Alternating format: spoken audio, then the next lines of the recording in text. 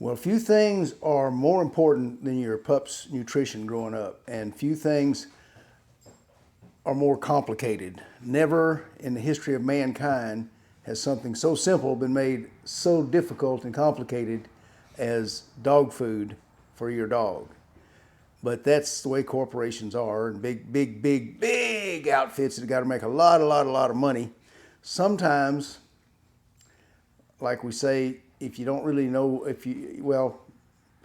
they got to make a buck.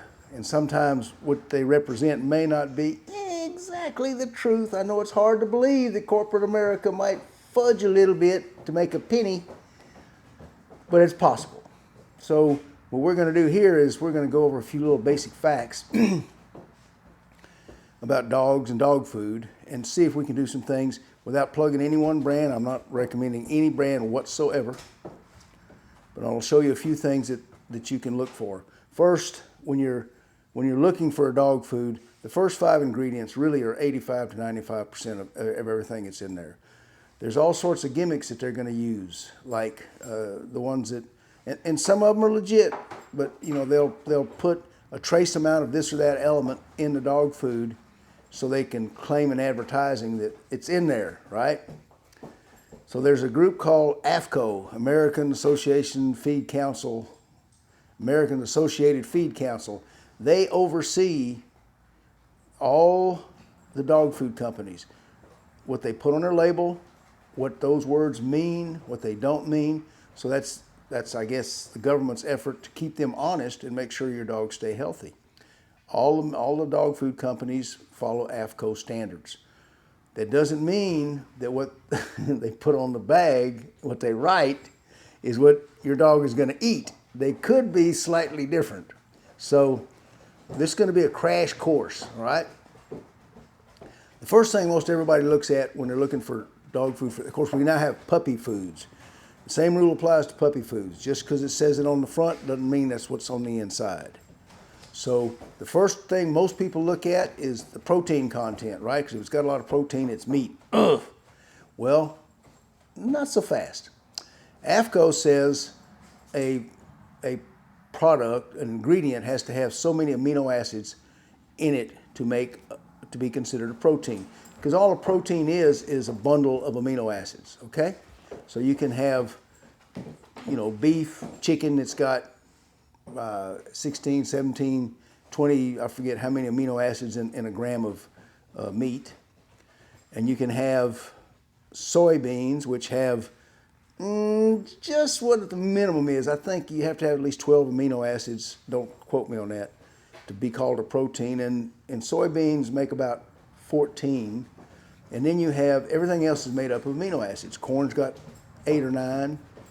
Wheat's got 5 or 6. So if you get a dog food and they combine these things, right? So say it's got 14 amino acids from soybeans and 12 amino acids minimum required from corn wheat combo. Well, they can put down that whatever percentage of soybeans and corn in there represent maybe 15, 20% of protein. And it's really a protein that dogs almost can't use. They can't assimilate. You can tell if your dog is getting not enough protein by their urine. Because if they're getting bad protein.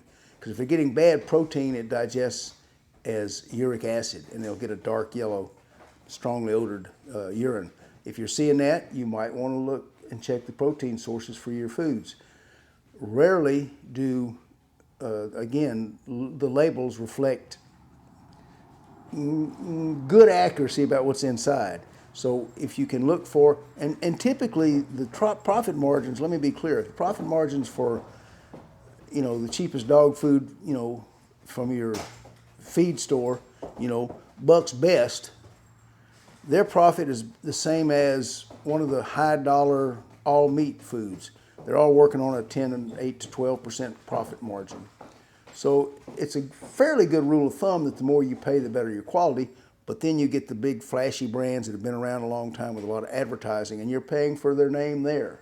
So you still want to look. One of the things, if you find, there's something, I forget the exact term, it means combining. They will take the meat they have in a dog food, and then they'll take the amino acids from corn and the potatoes, for instance. And then if they've got grain or millet, they'll take the amino acids from there. And the 14% chicken protein, meat protein that would be in there, to that they'll now add the proteins from the grains and the carbohydrates, and say they get 3 or 4, 5, 6, 8 grams. Now they're claiming a 20% protein food when it's really 14%. Now, if you're lucky, you can find a dog food company that really lays it on the table. Now this, and I'm not going to mention any brands, but for instance, this company, and this is one reason I started feeding it, they break it down. Look at this little, right on the front of their bag, they tell you straight out, their protein count, 88% is from meat. That's the one source of protein that dogs assimilate the best. That's efficient for a dog's system. They get the most utilization for muscle building out of meat.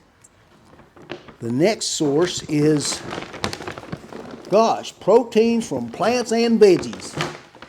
You see, 2%. They could have added this to their total protein count. And your last one, whoa, hey baby, hey darling. The last one is proteins from grains and sorghums. That's 10%. So they're telling you right up front, 88% of their protein is from meat. So if you're lucky enough to have a company that's putting that information out for you, you're way ahead of the game. What can you do if you don't have that company? Well, one good, excellent, or in fact the best source of information about dog food is on the web. You can look up Dog Food Advisor. It is fabulous. It's highly detailed, very scientific, totally accurate, accepts zero advertising. It is amazing. You will learn things about dog food and the dog food companies that you have never imagined in 100 years. But if you want to get really, really, really serious about knowing exactly what's going into your dog's system, that's a great source of information. Great source. But if you just want to make sure it's a good food, you don't want to go through all that extra, just remember this. The first 5 ingredients are 85 to 90% of your total food. Look at your protein.